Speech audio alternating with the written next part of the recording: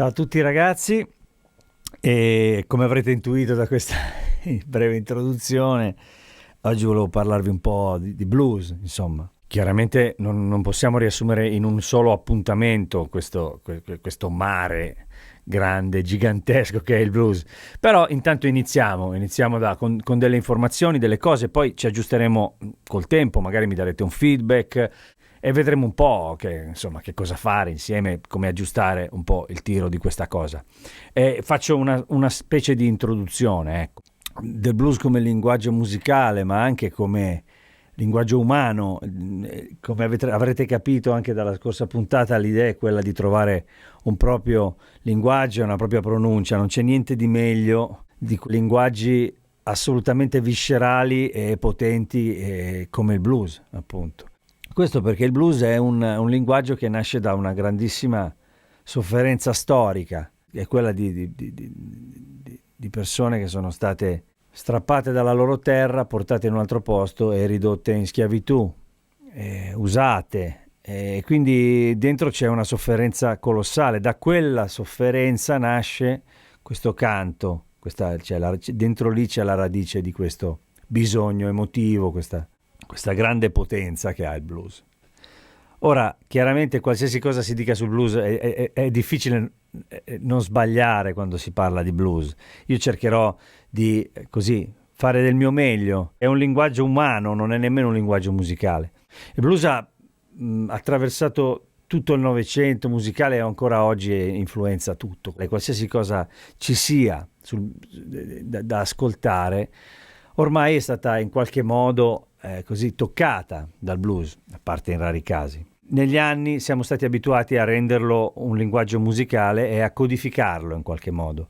Quindi le 12 misure del blues, che poi ci arriveremo, le scale, la pentatonica minore, la pentatonica maggiore. Io ho la fortuna di partecipare ancora oggi al blues dal punto di vista così anche professionale, e quindi mi capita di vedere tanti bluesmen di tutto il mondo che partecipano a questi festival e cose del genere. C'è una cosa che accomuna tutte queste cose qua: quelli che hanno avuto un riscontro hanno quasi sempre qualcosa da dire. Ecco, questo si collega, in questo senso questo discorso si collega a quello che abbiamo fatto l'altra volta. La pronuncia, il nostro modo di parlare, il nostro modo di comunicare in generale nel blues è fondamentale, perché è il nostro marchio, la nostra firma. Quindi ora andrei più nel dettaglio dopo questi cenni così anche un po' storico-emotivi, culturali, eccetera.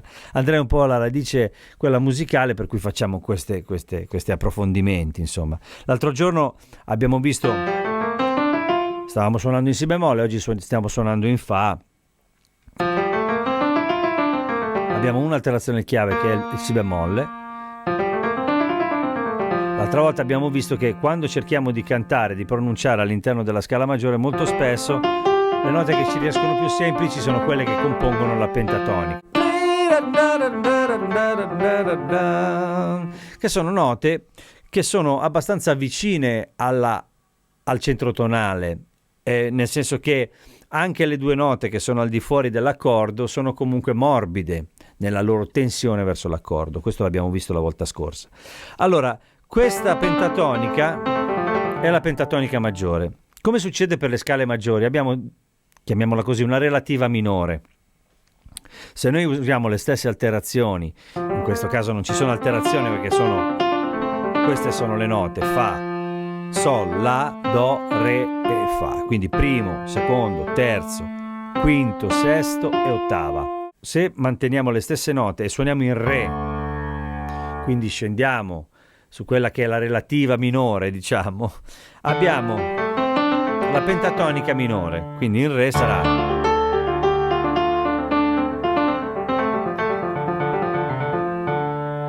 Esatto, eravamo in fa.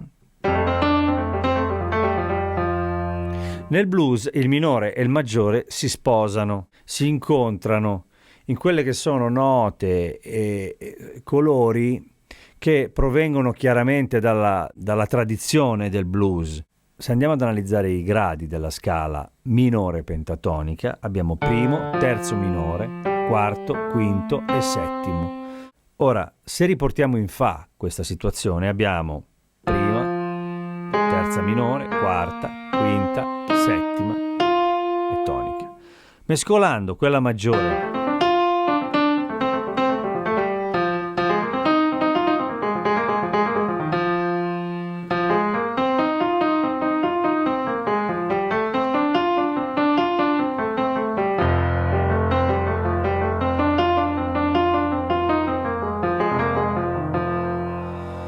come sentite, hanno un'impronta differente, una più che accontenta di più l'accordo e una chiaramente un pochino più tesa e più triste. Nel caso del blues però questa cosa prende una stranissima forma, perché normalmente gli accordi che utilizziamo sono di dominante, cioè sono accordi di tensione con la settima, anche quando l'accordo che stiamo utilizzando è l'accordo costruito sul primo grado, diciamo, della tonalità. Creiamo già questa specie di tensione tra il maggiore e il minore, anche quando siamo fermi sul centro tonale, e quindi l'orecchio si abitua ad avere come centro tonale un accordo in movimento. Questo ci permette questa cosa senza grossi problemi. Le orecchie si abituano al contesto armonico, prendono atto di quello che arriva e lentamente entrano in quel mood. Nel caso del blues questa cosa è evidente, perché maggiore, minore,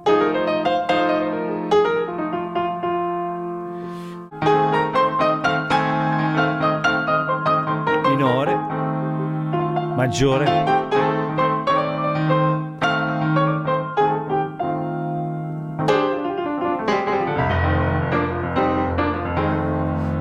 le 12 misure che compongono il blues sono primo grado per multipli di 4 chiaramente, primo grado per 4 volte, diciamo per 4 misure, quarto grado per 2 misure, primo grado per 2 misure, una misura di quinto grado, una misura di quarto grado e primo grado per altre 2 misure. Quindi queste 2 scale,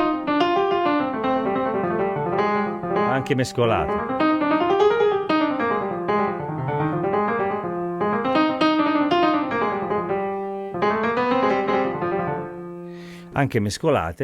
cominciamo a sperimentarle su questi accordi e ci renderemo conto immediatamente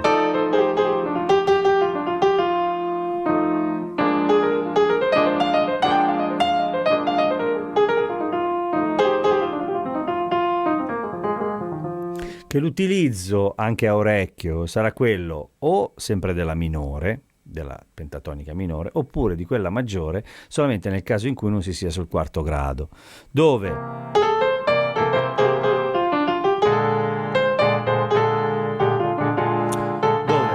chiaramente la terza maggiore fa un po' di fatica a coesistere con l'accordo costruito sul quarto grado, cioè il si bemolle settima. Allora, questa cosa viene un po' spontanea poi suonando sul blues.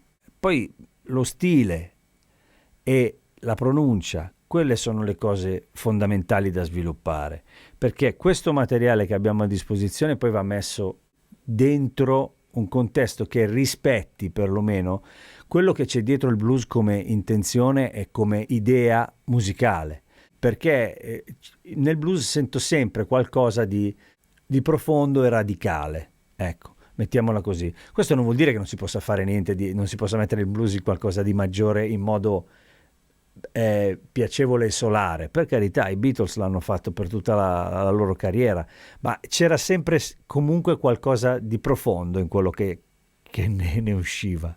E quindi il blues ha questa forza di dare in qualche modo un colore profondo a quello che attraversa, ecco.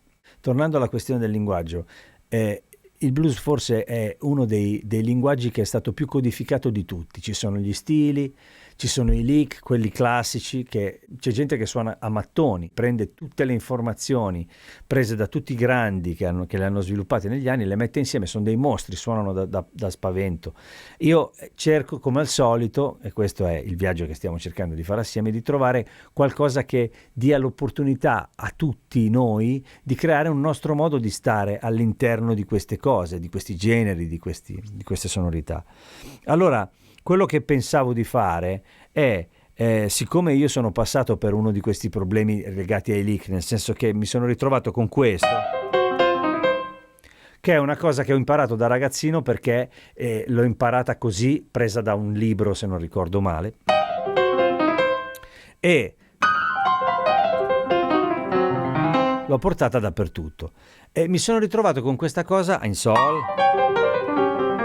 e molto spesso ci casco e questa cosa mi infastidisce, vorrei evitarlo, ma purtroppo è una di quelle cose automatiche che vengono fuori.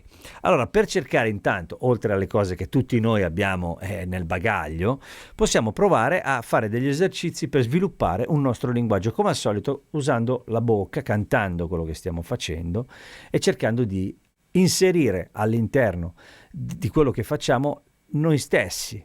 Non c'è niente come il blues per fare questa cosa. È incredibile che sia stato così standardizzato, proprio il genere dove in realtà tutto arriva dalle viscere.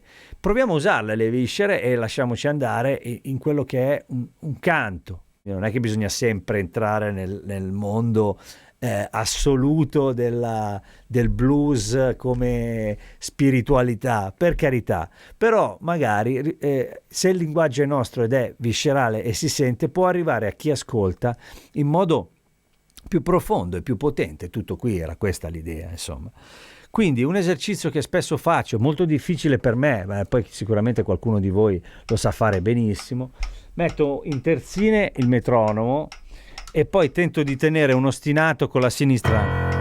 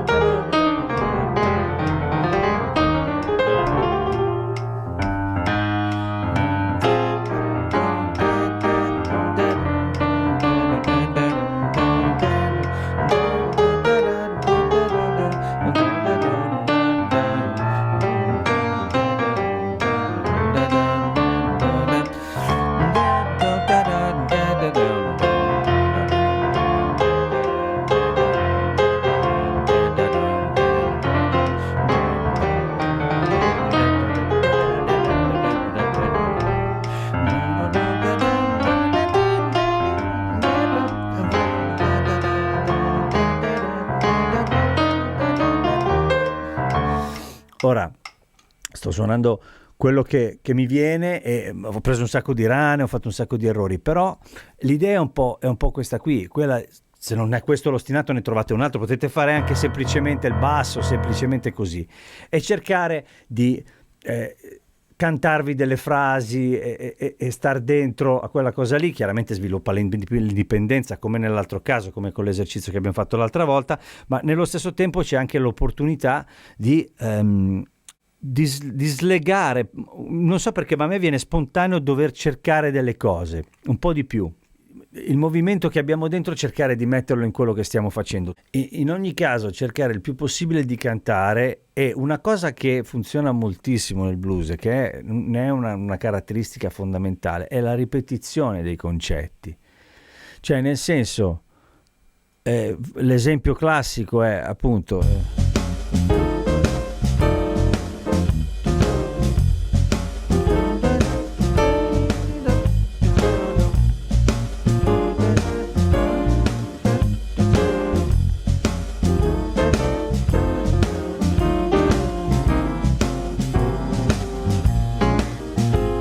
anche quando si accompagna.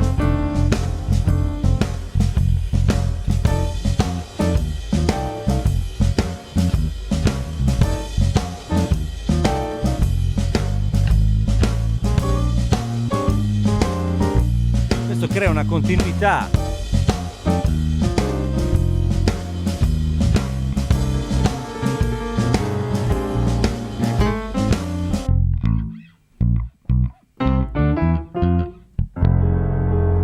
Esatto, per esempio.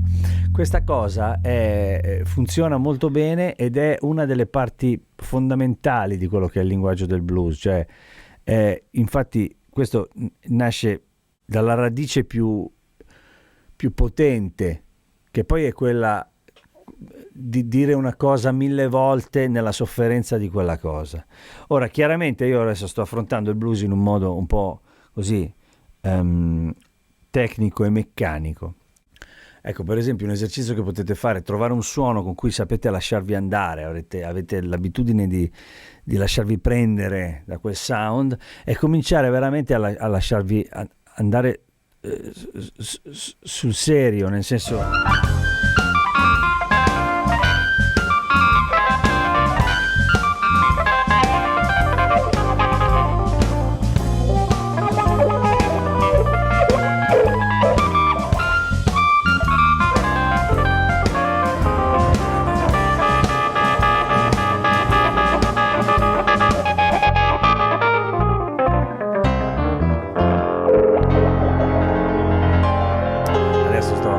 Sto chiaramente esagerando. Tanto questo sono io prima quando ho registrato. Questo per dire che tutte queste cose hanno questo tipo di, secondo me, questo tipo di approccio è l'ideale per lasciarsi andare sempre di più e far girare sopra questa cosa il proprio sound, il proprio movimento.